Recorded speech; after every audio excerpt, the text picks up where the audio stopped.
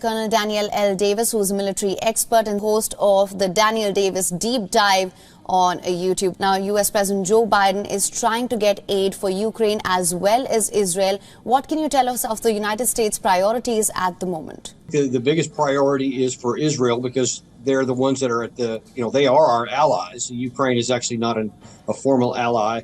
And, Israel is getting ready to launch a big operation, and they have a greater need in the immediate term than the Ukraine does. But as President Biden laid out in his speech tonight, he wants to make both of them a priority. And one of the reports I saw showed that he actually wanted to allocate more money for Ukraine than he did even for Israel. And in his speech, he actually gave more time and more details to Ukraine than he did for Israel, likening the Hitler and Putin and Hamas and trying to put them all in one package to try to make people understand what his intention was. But we'll see how it all works out, because it's completely unclear whether Congress is going to even, first of all, meet, and second of all, if they're going to agree to that package.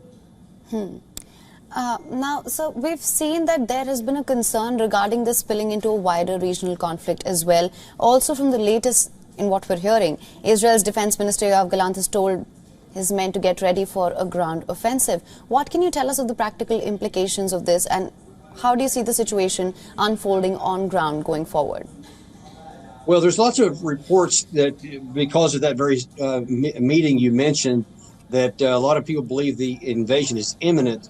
I don't know whether it is or not. I hope that they take their time. I would say they should wait a month or two, because time is only going to be working on Israel's side. It's going to be working against Hamas the longer they take. I know emotions are very high, but Israel has to guard against rushing to failure and going in, because it takes a long time to do a good job of making proper planning, good intelligence, battlefield intelligence, so that you can make a good operational plan. And then you've got to train your troops too. We have to bear in mind that a lot of these, like a significant number of these Israelis, are reservists, and they did hardly any training during the summer. Many of them basically boycott training because of a lot of internal disputes they had with themselves over the judicial reform issue. So Israel is not in a great spot to go do this right away. And I know that there's a lot of emotion for it, and a lot of people want to move them in quickly. But if they go in quickly, the chances of getting those hostages released are pretty small. So that's another reason I think they might want to wait. We'll have to see how it works out.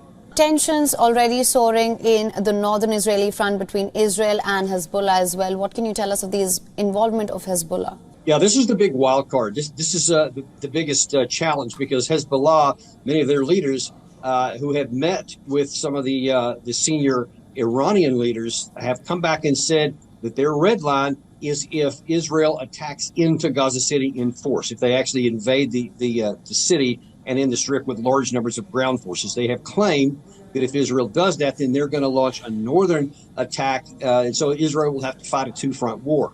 There is a lot of talk in the White House that if that happens, then the U.S. may give serious consideration to coming into the war on Israel's side against Hezbollah. Now, I think that would be a significant mistake, because the last thing the United States needs to do is get directly involved in this war, which could then explode and expand, because we don't know if then Iran would join in, if Hezbollah, their biggest client state, was attacked, or if any of these other groups that have already been targeting American forces in Syria and Iraq. Those would probably escalate, and the casualties to the United States could go higher. And the potential for getting sucked into a big war is just really big, and we need to avoid that at all costs. So that being said, to join the fleet of the U.S. military equipment, in fact, the Pentagon it now plans to send 2 of the Iron Dome missile defense systems back to Israel for its fight with Hamas.